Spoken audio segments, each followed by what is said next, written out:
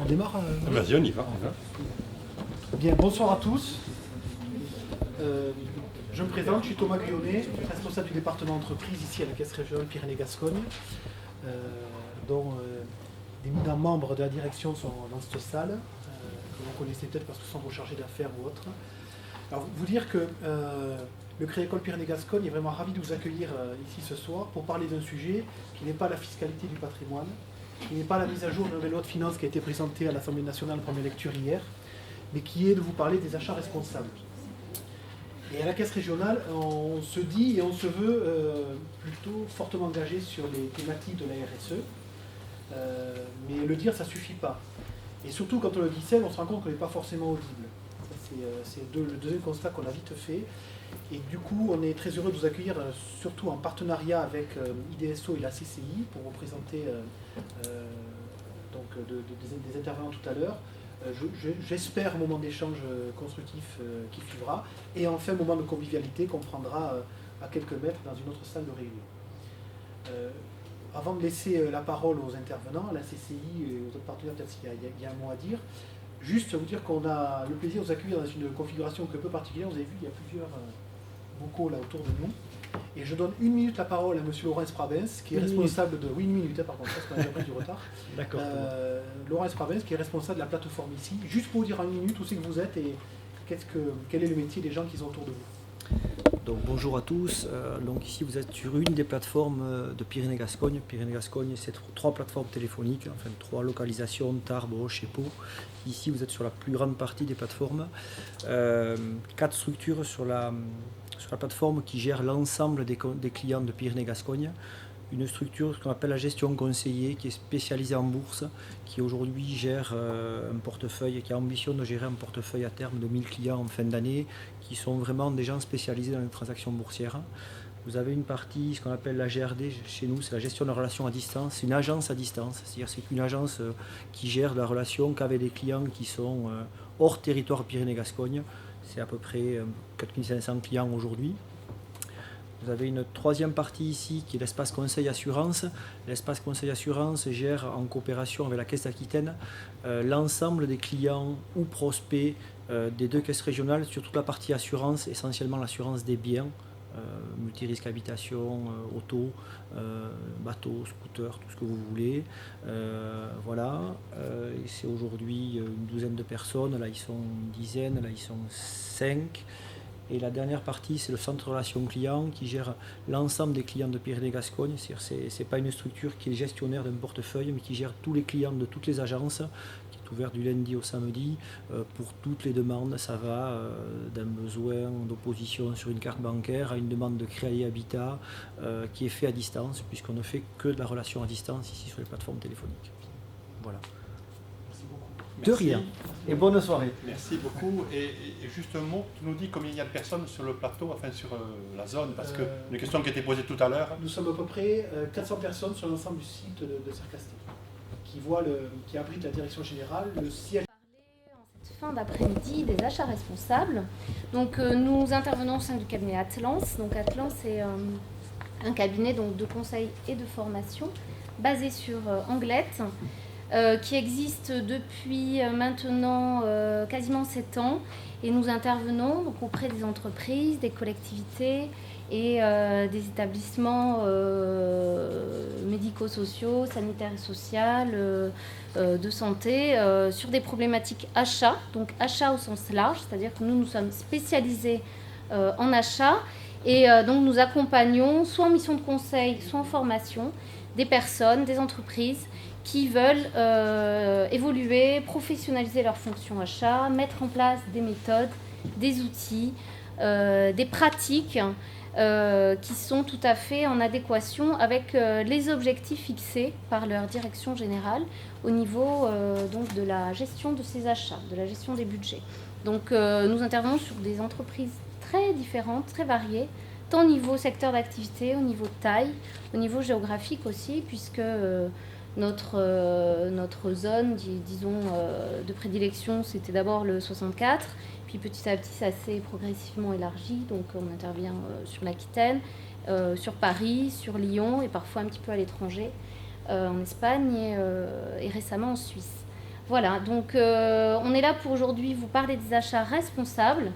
Plus spécifiquement, sachant que sous le terme achat responsable, on intègre de nombreuses pratiques qui ont toujours été mises en place et prônées par une certaine catégorie d'acheteurs qui s'apparentent aux achats raisonnables, c'est-à-dire avec une certaine éthique, une certaine conscience des individus, des différentes parties prenantes qui interfèrent dans les achats, avec une volonté bien sûr économique, et une volonté de bien travailler en accord avec ces principes de respect de l'environnement notamment. Voilà, donc on va vous parler de ça cet après-midi. Les achats donc, concernent évidemment tous les secteurs d'activité, donc que ce soit le service, l'industrie, la santé, la formation, l'aide aux personnes, etc., etc. Donc c'est extrêmement large. Donc on s'adresse à un public qui est souvent très large et très, très divers. Et ce qu'on essaie de faire passer quand même, c'est une méthodologie commune, puisqu'il y a des règles à respecter pour agir de façon tout à fait professionnelle et mature, je dirais. Donc ce soir, on va en parler. On va vous parler donc des principes fondamentaux de ces achats responsables pour qu'ils soient bien menés. C'est pas tout de parler d'une démarche, c'est pas tout de vouloir mettre en place une politique achat responsable, mais derrière, le plus compliqué, c'est souvent la mise en œuvre. Et nous, souvent, on se rend compte, quand on parle avec des entreprises, des collectivités, qu'elles ont plein de beaux principes, plein de volontés, plein d'axes stratégiques qui ont été établis au niveau des achats responsables, mais elles ont souvent du mal à passer à la mise en œuvre. C'est clairement comment je fais, par quoi je commence, comment vais-je aller au bout de ma volonté, de mes objectifs d'achat responsable. Et donc, nous, on essaie de les accompagner au mieux dans ce sens. Et ce soir, aujourd'hui, on va essayer de vous donner quelques pistes déjà, sachant que le thème est très large, donc on peut en parler plusieurs jours entiers, mais qu'on n'a qu'une demi-heure, donc on va essayer d'y arriver. Et voilà. Mais après, posez-nous toutes les questions que vous voulez, on est là pour y répondre. Voilà, je laisse la parole à Anita. Alors, pour entrer dans le vif du sujet, on peut se poser la question, déjà on entend beaucoup le mot RSE, achat responsable, donc qu'est-ce que c'est, d'où ça vient, pour essayer de replacer un peu le contexte et la terminologie achat responsable, on voit en fait qu'à partir des années 2000, justement, est née cette notion de responsabilité sociétale et environnementale auprès des entreprises. Donc c'est vraiment une prise de conscience en fait que les entreprises, de par leur activité, en fait, ont des impacts sur différentes parties prenantes de l'économie. Donc il y a notamment les clients, les salariés, mais aussi donc, par exemple les dirigeants ou les actionnaires. Aussi souvent on l'oublie, toute sa relation avec ses fournisseurs, et l'environnement. Donc vraiment la notion de RSE, c'est réfléchir au sens vaste de la responsabilité qu'a l'entreprise au sein de ses 5 principales parties prenantes. Donc c'est vraiment envisagé en fait, après quand on le replace dans la terminologie achat responsable, c'est vraiment replacer les achats dans cette dynamique globale, donc sociétale et environnementale, et c'est vraiment repenser les achats sous un autre angle. Donc on voit ensuite, donc pendant une dizaine d'années, il y a eu donc vraiment une réflexion autour de cette responsabilité sociétale. Et est née en 2010 la norme ISO 26000, qui en fait est c'est un peu un guide qui reprend des lignes directrices pour orienter en fait les entreprises à mettre en place une démarche responsable. Donc ça englobe différents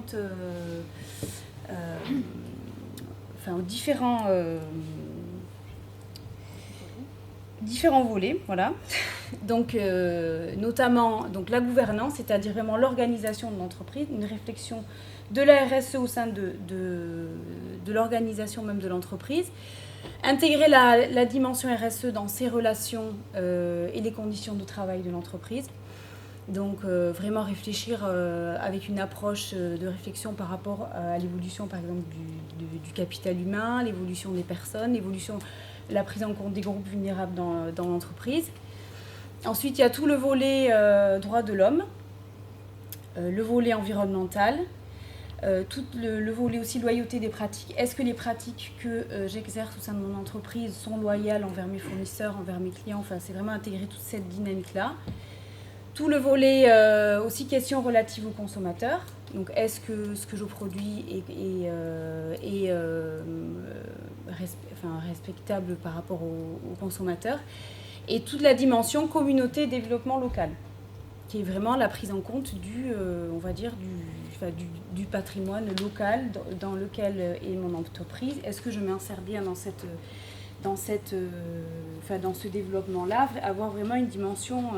Donc voilà, donc cette norme, en fait, elle reprend des lignes directives qui décrit, en fait, on va dire, les pratiques vraiment fondamentales de la responsabilité sociétale.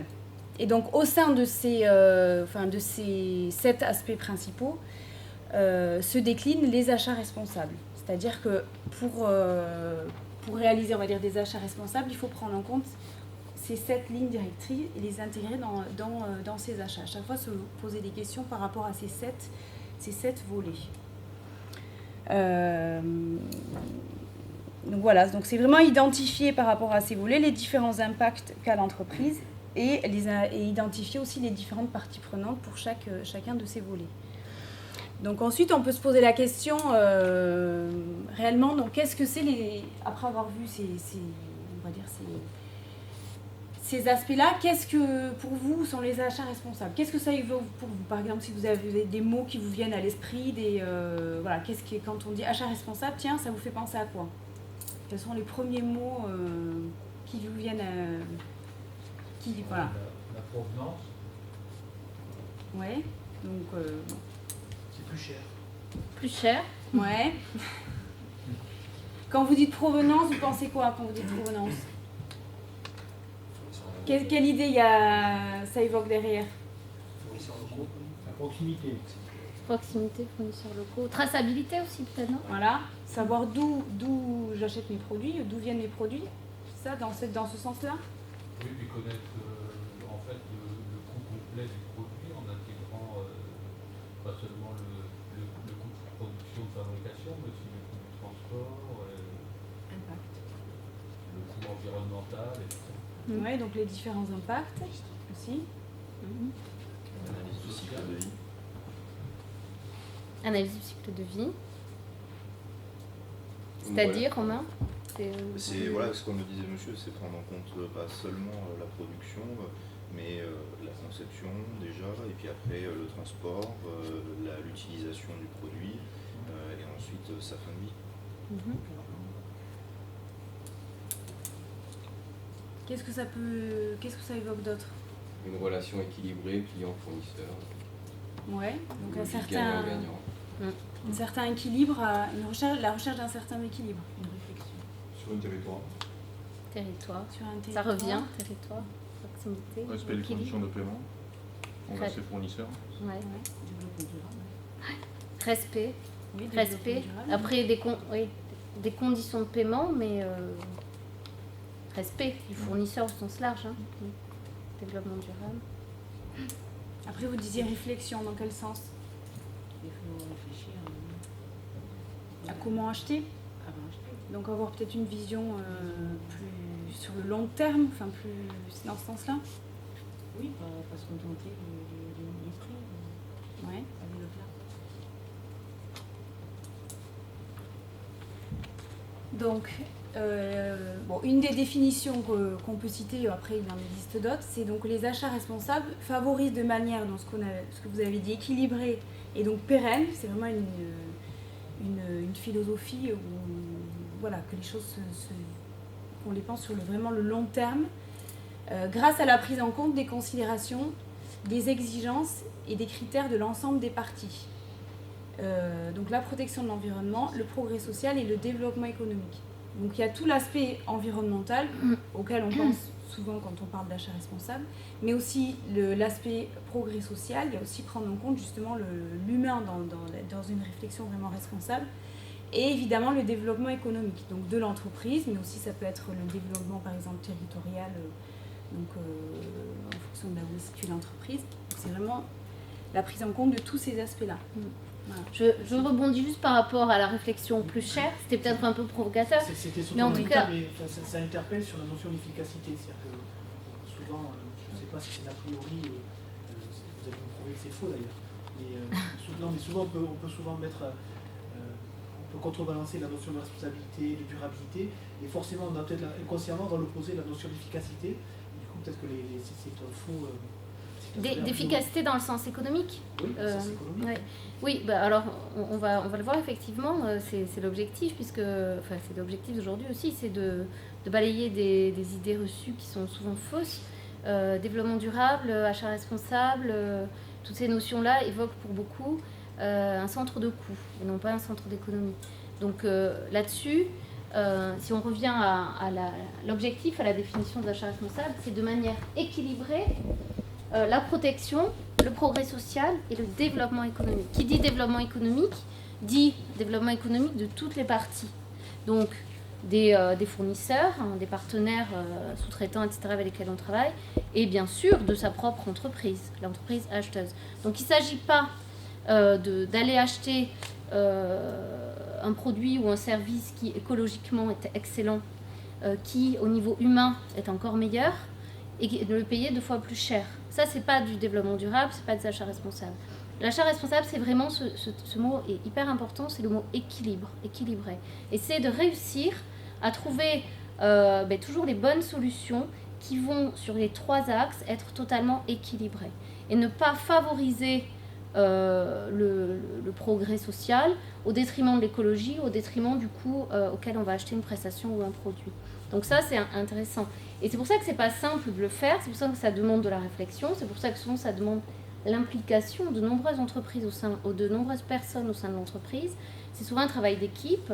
Et tous les gens qui ont mené ou qui ont à mener dans les mois à venir un projet de développement durable et achat responsable dans leurs entreprises en ont conscience, je pense, puisque ça touche de nombreuses personnes. Et il ne s'agit pas d'aller favoriser le côté environnemental au détriment des autres côtés. Donc l'aspect coût est essentiel. Ça ne peut pas fonctionner si on achète 20% plus cher tous les produits et services parce qu'on veut faire de l'écologique ou du social.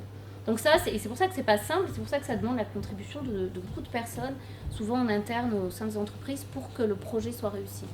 Donc il faut vraiment allier ces trois aspects-là.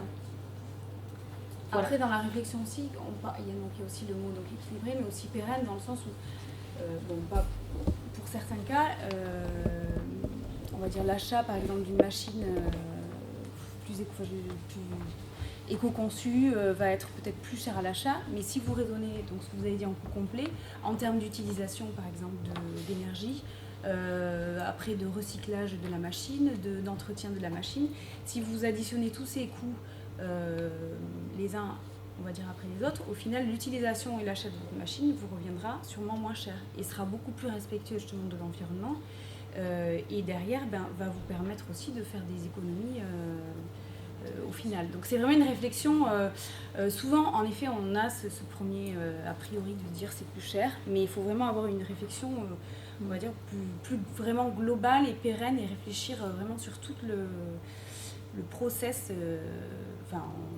vraiment et d'achat quoi. Voilà. Si je Oui, peux rajouter Romain, une vas-y. chose, non, mais sur le coup, après, il faut pas se mentir non plus. C'est surtout, mais un coup psychologique. C'est remettre en question ce qu'on a fait depuis des années et essayer de voir ce qu'on peut apporter de nouveau. C'est ça le coup finalement. Il est au début, c'est comme ça je pense qu'il se forme au début de la démarche. Après, il faut savoir que ce coup-là, et je pense qu'on aura l'exemple avec les entreprises qui viendront témoigner tout à l'heure, c'est un coup dont on voit très vite l'avantage puisque c'est aussi développer des projets porteurs de sens dans l'entreprise. Et donc finalement, ce petit moment où on s'est dit, ah bah oui, alors qu'est-ce qu'on va faire? On est sur une page blanche et puis bon, on est un peu embêté parce qu'on n'a pas trop d'idées. Finalement, on les a les idées parce qu'on va discuter, on va travailler ensemble. Et puis finalement, on voit que c'est chacun qui va apporter sa pierre à l'édifice. Là, je vois par exemple sur des contrats, alors bon, moi je travaille aussi sur les achats publics, mais sur certains, par exemple le conseil général, sur sa prestation de nettoyage, maintenant c'est les agents de nettoyage qui apportent des nouvelles solutions au niveau écologique. Donc là, vraiment, on voit que le projet, il a apporté du sens. Le deuxième point que je voulais soulever en quelques mots, c'est que le local, ça peut être responsable, ça l'est en général, mais ça ne l'est pas forcément. Sur par exemple la problématique du transport. On dit toujours il faut acheter les tomates qui viennent Poitou-Charentes parce que celles du Maroc, elles ne sont pas certifiées, elles sont pas, voilà. Sauf que sur le transport, finalement, rapporté sur la problématique CO2, rapporté à la tomate, il faut voir quelles conditions de production il y a eu en Poitou-Charentes. Et des fois, c'est plus élevé en Poitou-Charentes qu'au Maroc. On enchaîne. Allez, on y va. Donc pour rebondir sur ce que tu viens de dire, aussi en termes de recherche de sens par rapport aux différentes attentes des parties prenantes, on peut se dire que la notion RSE, achat responsable, développement durable, on en entend beaucoup parler, c'est peut-être quelque chose à la mode mais qui va retomber un peu. Mais quand on regarde réellement les différentes attentes justement des parties prenantes, on voit que les clients sont de plus en plus, c'est vraiment une demande des parties prenantes, où les clients sont de plus en plus à la recherche de transparence.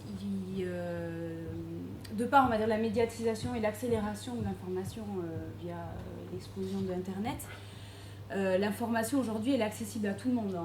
On sait qu'il y a un tremblement de terre à l'autre bout du monde, on le sait dans la minute qui suit, il y a un scandale sanitaire quelque part, on le sait dans la minute qui suit. Voilà, donc le consommateur aujourd'hui il est vraiment, il a le moyen de savoir ce qu'il achète et d'être exigeant sur vraiment ce qu'il achète. Donc on parle aujourd'hui, on passe vraiment d'une philosophie du consommateur au consommateur. C'est-à-dire qu'il cherche à peut-être acheter moins, mais des produits plus durables. Il recherche vraiment du sens dans son acte d'achat. Pas seulement acheter, mais acheter un produit qui a été peut-être réfléchi, qui, en termes de production, a nécessité moins d'émissions de CO2, qui a permis à des entreprises de se développer ou à développer des petites entreprises, par exemple, dans certains pays. Bon, voilà, et j'en passe des exemples. Donc, il y a vraiment cette recherche d'acheter, on va dire, d'acheter quelque chose qui a un sens. Après, on le voit aussi dans les consultations dans le secteur public et aussi le secteur privé où les entreprises intègrent justement des composantes, des critères de sélection dans leur appel d'offres d'achat responsable. Est-ce que les entreprises sont engagées dans une démarche RSE? Qu'est-ce que l'entreprise a mis en place dans son entreprise? C'est vraiment des critères qui maintenant sont quasiment, notamment surtout dans le secteur public, quasiment systématiquement présents. Et de plus en plus dans le secteur privé aussi. Donc c'est vraiment une attente aussi des industriels. Et ensuite, donc, les salariés. Les salariés, on entend beaucoup aujourd'hui dire, il y a des études qui disent que les salariés sont de plus en plus démotivés par leur travail. Bon, il y a beaucoup de théories, je ne suis pas experte là-dedans, donc je ne vais pas philosopher là-dessus. Mais c'est vrai que les salariés recherchent aujourd'hui beaucoup plus de sens dans leur façon de travailler. Et développer une politique d'achat responsable, ça aussi, ça les entraîne dans dans vraiment un projet d'entreprise, une philosophie d'entreprise dans laquelle ils se reconnaissent. Du coup, ils se sentent investis, ils ont envie, ils retrouvent du sens dans leur travail. C'est vraiment... du coup, il en dégage une certaine respectabilité de l'entreprise. Ils se reconnaissent dans ce que fait l'entreprise. Donc ça, c'est vraiment des attentes qui sont, on va dire... extérieur à l'entreprise. C'est pas uniquement, on va dire, un effet de mode, c'est vraiment quelque chose qui est omniprésent. Ensuite, les achats responsables, donc là on a vu vraiment la recherche, on va dire, de sens pour les différentes parties prenantes, mais c'est aussi un moyen de dynamiser la croissance de l'entreprise. Puisqu'en ayant cette réflexion vraiment beaucoup plus globale de la fonction achat, vraiment en réfléchissant, en ayant toujours ces trois volets en tête, on va dire environnemental, social et développement économique, ça permet vraiment de réfléchir à sa façon de travailler. Ça permet, par exemple, de développer des produits innovants au sein de l'entreprise. On va essayer, par exemple, d'utiliser moins de d'énergie pour fabriquer un produit ou de produire des produits avec des matières premières moins polluantes. Donc ça va être un moyen d'innover voilà, pour l'entreprise. Ça va du coup, ça peut aussi être un critère différenciant par rapport aux autres entreprises. Que votre entreprise mette en place justement ces stratégies, c'est un moyen de se différencier par rapport aux concurrents. C'est un côté attractif qui est justement demandé par toutes les parties prenantes. Ça va vous permettre aussi de réaliser des économies d'énergie et d'autres types d'économies. Ça vous permet aussi justement, bon, on va le voir un peu plus loin, mais de maîtriser le cycle, ce qu'on appelle le cycle de vie du produit. Donc vraiment réfléchir à tous les impacts de son entreprise tout au long du cycle de vie d'un produit. Ça vous permet aussi justement, en réfléchissant, en étant toujours dans cette dynamique d'anticipation, ça va vous permettre justement d'être un peu, on va dire, avant-gardiste et d'anticiper les évolutions, de sécuriser son activité. D'être toujours dans une dynamique de je me remets en question, je réfléchis différemment, comment je pourrais acheter différemment.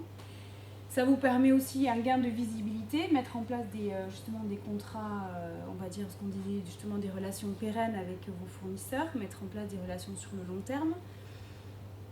Et donc aussi d'avoir une vision sur toutes les réglementations en vigueur qui existent. Et donc tous ces aspects-là, ça vous permet de créer une dynamique dans votre entreprise aussi.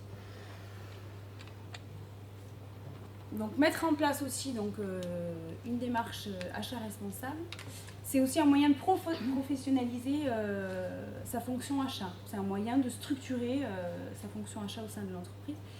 Et ce qui va vous permettre en fait d'une part de réfléchir en considérant tous les impacts que dégage en fait l'activité de votre entreprise, et d'un autre côté du coup de créer de la valeur de par tous ces aspects qu'on a vus précédemment.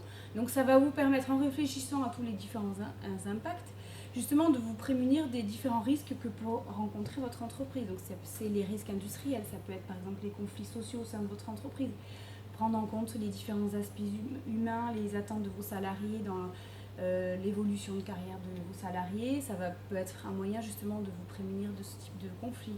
De vous prémunir de condamnations judiciaires, par exemple si votre activité est très polluante sur certains points ou autres, de réfléchir à une autre dynamique de production.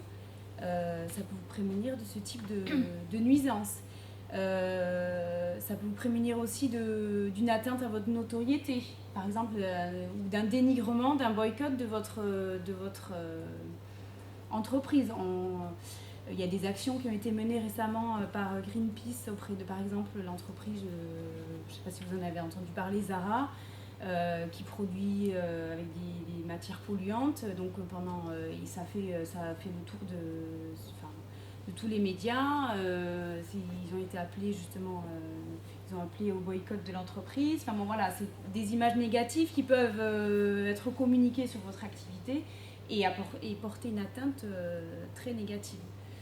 Ça peut vous prémunir aussi de la perte de certains marchés, justement, en ayant toujours cette réflexion d'innovation, de réfléchir en étant vraiment proactif.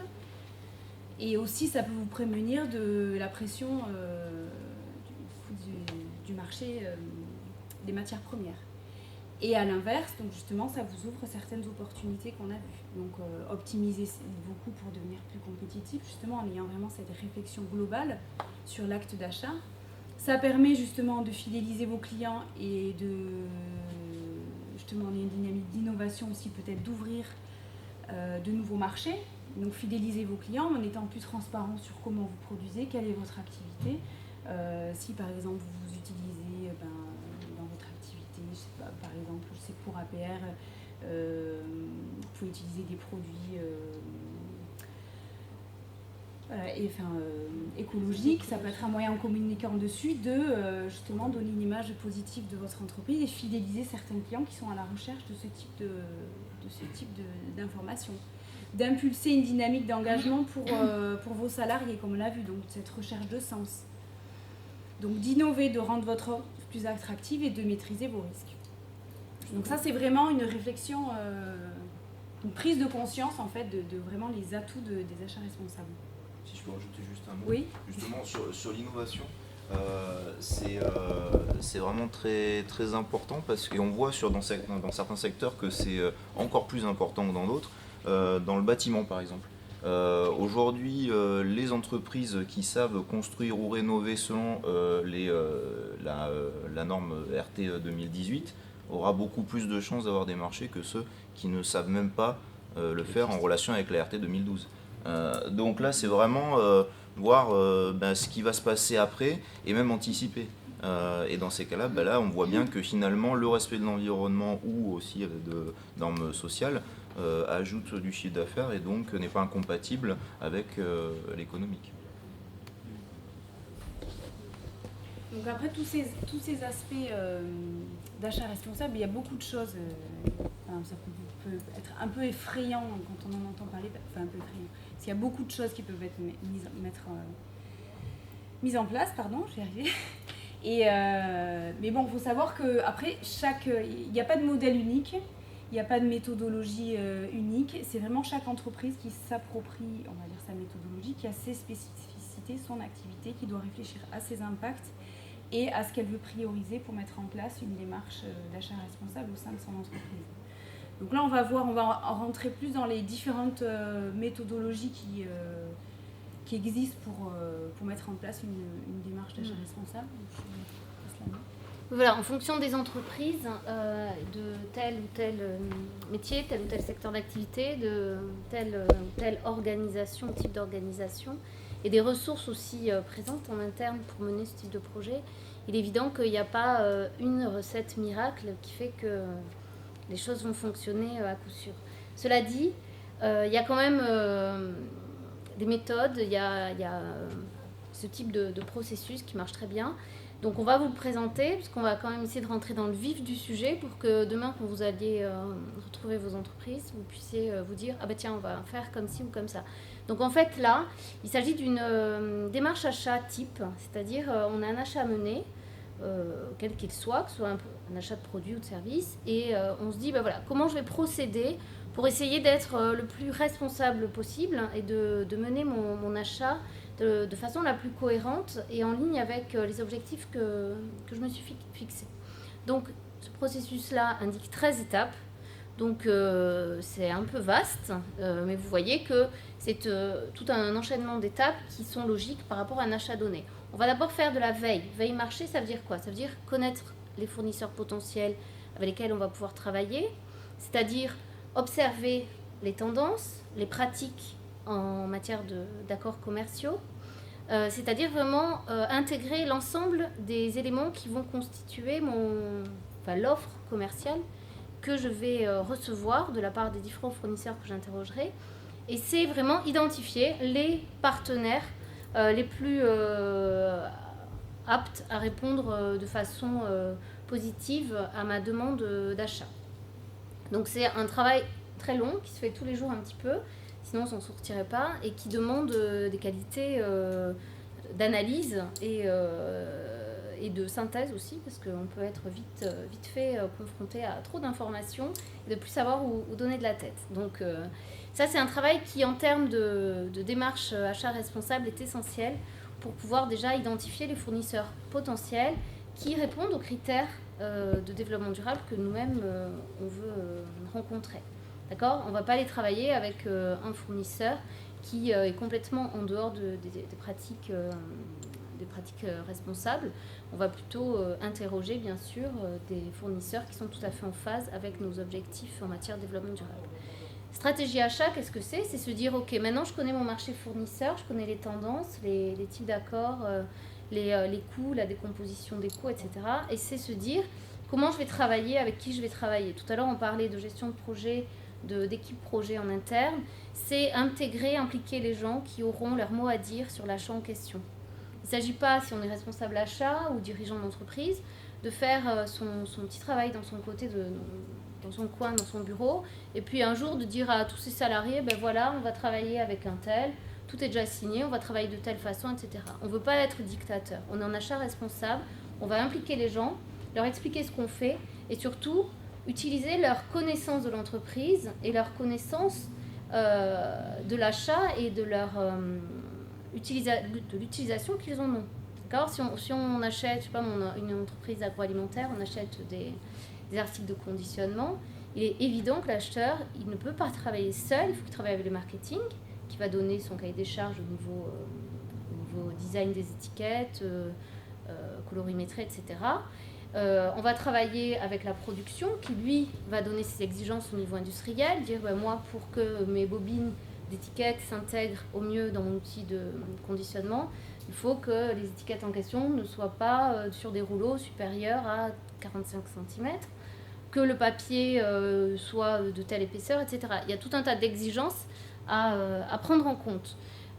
Donc, il va falloir intégrer les exigences environnementales, etc., dictées par la stratégie d'entreprise au niveau développement durable, et prendre en compte toutes les spécificités métiers de nos collègues et travailler en équipe. Donc, ce travail-là, on va se le poser, on va se poser pour savoir quelle stratégie, comment on va faire. On va aussi bien sûr commencer un petit peu en logique d'entonnoir, à se dire, bon, parmi les 50 fournisseurs potentiels que j'ai identifiés, avec lesquels on pourrait peut-être travailler. On a dit tout à l'heure proximité, on va peut-être vouloir travailler avec des gens du 64, si on est basé ici à Pau. On a dit, voilà, tout un tas de choses. Il faut que, à ce moment-là, on se repose ces questions et qu'on réenvisage son achat en intégrant ces éléments. Voilà, et ça, c'est un travail d'équipe. La définition du besoin également, on va penser cycle de vie. Romain Garcia, tout à l'heure, en parlait. Mais évidemment, là, notre définition du besoin, il faut qu'elle intègre cette notion de cycle de vie. Quel est le cycle de vie produit ? Anita présentera après rapidement un exemple, mais quel est le cycle de vie produit qui va bien s'intégrer par rapport à mon achat ici ? Après, à chaque étape, il y a tout un tas de dispositifs à mettre en place. On ne va pas tous les citer, mais il y a beaucoup d'éléments. Après, on va rentrer dans la présélection des fournisseurs. J'avais identifié 50 fournisseurs. Finalement, je vais en interroger que 5, parce que je ne vais pas prendre trop de temps. Donc 5 qui répondent à mes éléments, mes critères environnementaux, sociaux et économiques. Je vais lancer un appel d'offres. Donc là-dessus, c'est être éthique, équitable aussi. C'est-à-dire que je vais interroger tous les fournisseurs en même temps. Je vais leur donner le même degré d'information. Il est hors de question d'aller favoriser tel ou tel parce que c'est le copain de ma cousine ou le je ne sais quoi. Donc c'est vraiment être éthique dans cette façon de mener un appel d'offres. On ne va pas interroger des fournisseurs si on n'a pas l'intention de travailler avec eux. Dans ce cas, on ne les interroge pas. D'accord ? Donc si on a décidé de mener un appel d'offres, une consultation, qu'on interroge du monde, ça veut dire qu'il y a des gens qui vont travailler derrière, qui vont peut-être passer des journées entières à travailler sur l'offre commerciale. Donc il faut qu'ils aient tous la même chance. Donc au niveau du dépouillement, c'est pareil, on va affecter des critères de notation à nos offres, il faut que ce soit équitable. À tous les niveaux, après c'est les réunions techniques éventuellement, ça c'est pour les gens qui travaillent sur des achats vraiment techniques, où là aussi on va aller s'interroger, visiter les usines, voir si les usines répondent de façon conforme à nos exigences de qualité, d'environnement, de consommation d'énergie, de respect des êtres humains, des nuisances sonores sur l'environnement proche de l'usine. Enfin, il y a tout un tas de critères qu'on va aller évaluer, toujours dans la logique achat responsable. La négociation. Donc on est acheteur, mais c'est pas pour ça qu'on doit taper sur la tête des fournisseurs jusqu'à ce qu'ils fassent les meilleurs prix et les étrangler à tout prix. Ce qu'on va chercher à mettre en place, c'est des relations de confiance et partenariales, et plutôt dans le temps. Bon, après, on ne rentre pas dans le détail de pour quel type d'achat on va lier des relations à long terme, mais c'est sûr que pour je sais pas moi, le fournisseur de chaises, on n'est pas obligé de dire on va travailler avec vous pendant 15 ans. Mais par contre, pour des achats plus stratégiques à notre entreprise, il est très intéressant, du point de vue économique et écologique, de tisser des relations vraiment à long terme. Donc on va chercher après à mettre en place des contrats avec cette idée de partenariat, de gagnant-gagnant. On va écrire les choses et l'idée des achats responsables, c'est qu'il n'y ait pas de mauvaise surprise à ce niveau-là. C'est-à-dire que le contrat, il est là pour formaliser l'accord mutuel qui a été trouvé à travers toutes les précédentes étapes. Donc il ne s'agit pas d'aller essayer de mettre des clauses qui n'ont pas été discutées avant ou quoi que ce soit. D'accord ? C'est toujours dans le sens confiance et relation équilibrée entre les parties. Ensuite, on va lancer la relation, c'est ce qu'on appelle la mise en place. On va suivre le prestataire et on va faire un reporting, bien évidemment. Donc reporting, ça veut dire mettre en place des indicateurs qui vont nous permettre de mesurer que la réalité de l'accord et des choses qui ont été mises en place colle bien aux objectifs qui avaient été fixés et éventuellement pouvoir rectifier et se dire « Oh là là, mais en fait on s'était fixé des objectifs sur tel plan, aujourd'hui on ne les tient pas, comment ça se fait ?» On analyse, on voit quelles sont les actions correctrices à apporter et on essaie d'aller dans le bon sens. Donc ça c'est un peu dans un monde idéal, ça se fait pas en 3 jours évidemment, mais au moins en se disant tiens je vais essayer de respecter ce type de démarche à travers ces 13 étapes, bien souvent au moins on n'a pas de mauvaise surprise et on arrive à se poser toutes les questions qui doivent se poser pour faire un achat responsable avec succès, disons. Voilà. Donc à chaque étape, comme je vous dis, il y a plein d'exemples où on va pouvoir avoir vraiment intégrer ces aspects responsables. Voilà. Donc ensuite, ça c'est une des méthodologies qui existent pour mettre en place une réflexion, on va dire, d'achat responsable. Une autre méthodologie qui existe, c'est, donc on en a parlé à plusieurs reprises, ce qu'on appelle le cycle de vie du produit. Donc c'est vraiment réfléchir et concevoir en fait la vie du produit de A à Z, c'est-à-dire à partir de l'achat des matières premières, réfléchir donc au cycle de fabrication, à son transport, sa distribution, son utilisation, mais aussi toute sa fin de vie et voir la valorisation des déchets. Donc à chaque fois, c'est réfléchir aux impacts de son produit, quels sont-ils, quels vont être les impacts pour les différentes parties prenantes, comment est-ce que je peux les modifier en fonction de moi mes choix stratégiques d'achat responsable. Donc c'est vraiment avoir une réflexion de A à Z, de la naissance du produit jusqu'à la mort en fait du produit. Donc ensuite pour prendre un exemple, voilà. Donc on voit, donc ça c'est un exemple des questions à se poser en amont de l'acte d'achat. Donc par exemple si vous devez acheter des matières premières ou différentes substances, donc c'est réfléchir à par exemple si ces matières sont par exemple renouvelables. Est-ce qu'elles sont toxiques? Est-ce qu'elles sont polluantes? Est-ce que leur extraction est dangereuse ou polluante? Donc c'est vraiment réfléchir, avoir cette démarche. Est-ce qu'elles peuvent générer des déchets? Quelle consommation en fait, d'eau ou d'énergie va engendrer leur extraction? Donc c'est vraiment réfléchir à tout ça, essayer de par exemple rechercher si les matières premières que vous utilisez sont toxiques, rechercher peut-être des matières premières qui peuvent être substituables. Donc c'est repenser toute cette chaîne de vie. Donc ensuite, en termes de processus de fabrication, donc c'est la même chose, réfléchir à son processus de fabrication. Est-ce qu'il est polluant? Est-ce qu'il consomme beaucoup d'énergie ou d'eau? Comment est géré le site de production, par exemple en termes de nuisances sonores ou autres, voir vraiment tout l'environnement aussi de fabrication du produit. Après, en termes d'acheminement du produit jusqu'à sa distribution, donc quel est le mode de transport, quelles sont les distances parcourues, est-ce que par exemple je peux, pour tel produit, diminuer le transport de mes produits pour faire diminuer mon bilan carbone? Est-ce que je peux rassembler par exemple sur un seul entrepôt pour essayer de regrouper les différentes commandes? Enfin, voilà, c'est vraiment repenser tout le process de fabrication. Réfléchir aussi aux emballages utilisés. Est-ce que je ne fais pas de la surqualité? Est-ce que je n'utilise pas trop d'emballage justement pour emballer mes produits? Donc c'est vraiment repenser tout ça. Et donc ensuite, après l'acte d'achat, c'est aussi donc voir si le produit est solide, est-ce qu'il est facilement réparable, puisque évidemment un produit qui tombe régulièrement en panne très fréquemment, en termes d'entretien va être beaucoup plus nuisible, on va dire, pour l'environnement. Après, en termes d'utilisation du produit par les usagers, comment ça va se passer, en termes de maintenance et d'entretien aussi. Donc c'est vraiment se poser toute cette question. Et après, vraiment en fin de vie, est-ce que le produit peut être recyclé, détruit? Est-ce qu'il peut être revalorisé? Est-ce qu'il peut être reconditionné pour d'autres produits? Donc c'est vraiment repenser tout le produit de A à Z sur vraiment toute la chaîne de vie du produit.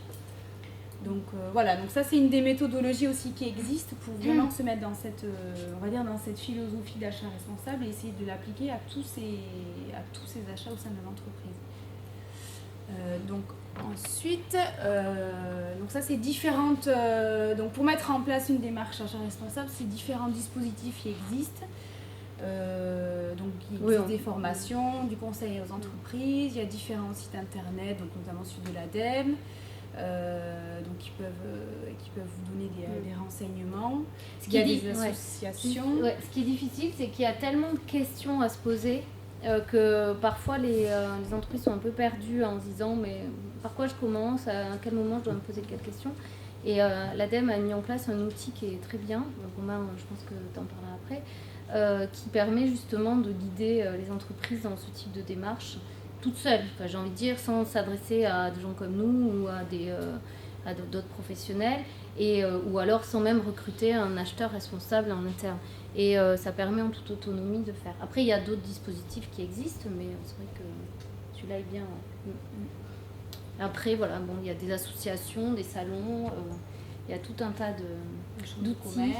La chambre de commerce. Ça fait une bonne transition pour parler des CCI. Voilà. Mais voilà, c'est pas le hasard. Et donc la Chambre de commerce et l'ADEME ont mis en place une formation action à achat responsable qui a eu lieu au printemps dernier. Donc ils vont vous présenter ce dispositif. Voilà. Merci. Donc après, c'est